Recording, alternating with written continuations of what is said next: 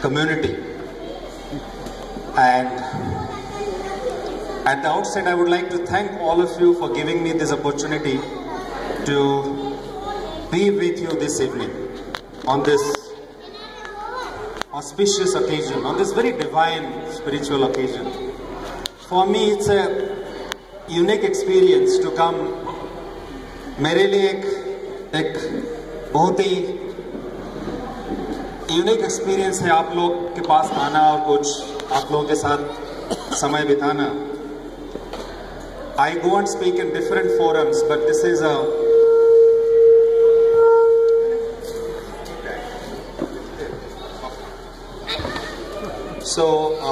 being in a forum community like this is a very rare, unique opportunity for me.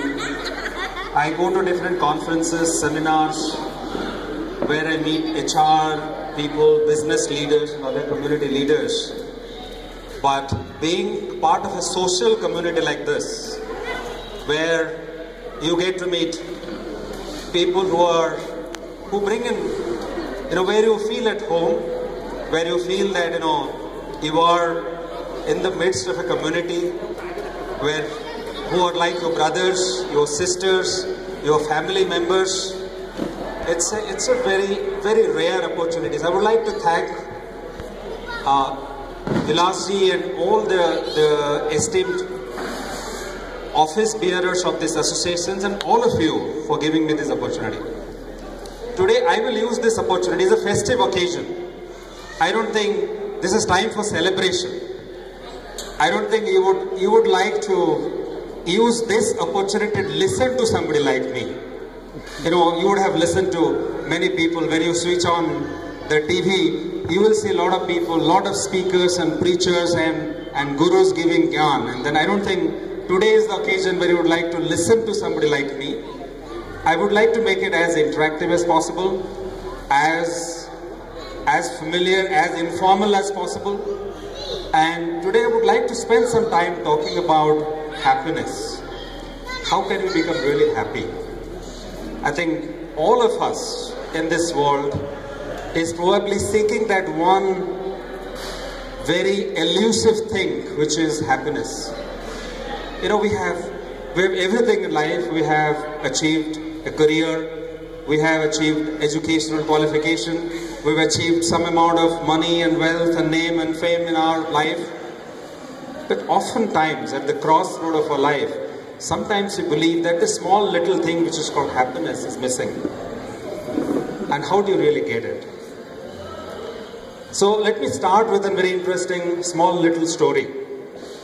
There was a young man who was pursuing his professional education. And this young man is walking on the road, and then he meets a sadhuji. And a conversation begins between both of them. The sadhu is asking the young man, "My dear boy, what are you doing?" The young man is replying, "Sadhuji, I am studying." Sadhuji is asking, "Why are you studying?" It's a Sadhuji, I am studying because I want to get a certificate. I want to get a qualification. I want to get a degree. The Sadhu is asking, "Why do you need a degree?"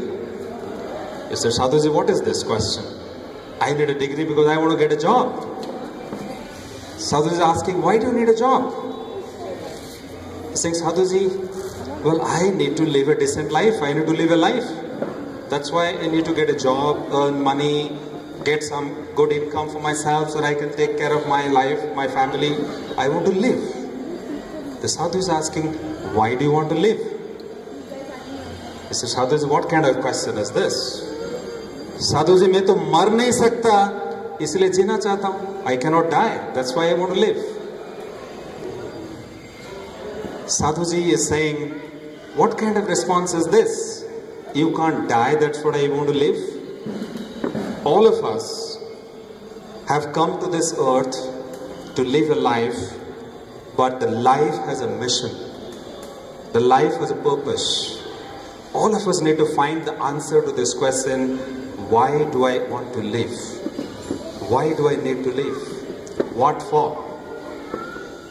And the Sadhu is saying, all of us need to live because we have a purpose in living, and the objective or the purpose or the mission of living a life is to live for others, not for yourself. Look at this simple thing. The shirt that I'm wearing has been stitched by somebody else. The food that I'm eating has been cooked by somebody else. The house I'm living in has been built by somebody else. The road that I'm walking has been built by somebody. The book that I'm reading has been written by somebody else. So my life depends. My life is revolving around somebody else. My entire life is dependent on others. But unfortunately, when it comes to others, I simply run away. I simply try to find ways and means to run away. My life has become so self-centered. My life revolves around myself. I wake up thinking about myself. I go to bed thinking about myself.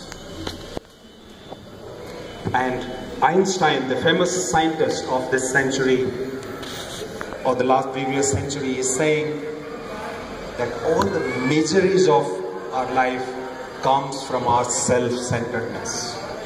Man has become extremely selfish. Man, every moment thinks about himself only. So all the miseries of this world has come from our self-centeredness. The moment you start living a life for others, the change begins. The moment we say darkness, this means there is something called light. The moment I say day, that means there is something called night. The moment I say virtue, it presupposes the existence of sin or vice. The moment I say day, it presupposes the existence of night. The moment I say light, it presupposes the existence of darkness. Similarly, the moment I say I, it presupposes the existence of others. The louder I say I, the louder it presupposes the existence of others. My life has no meaning. The word I has no meaning without others. So if I do not take care of others, I will not be able to take care of my life. My life revolves around others. That's why a very prominent spiritual leader has said that the louder you are going to say I,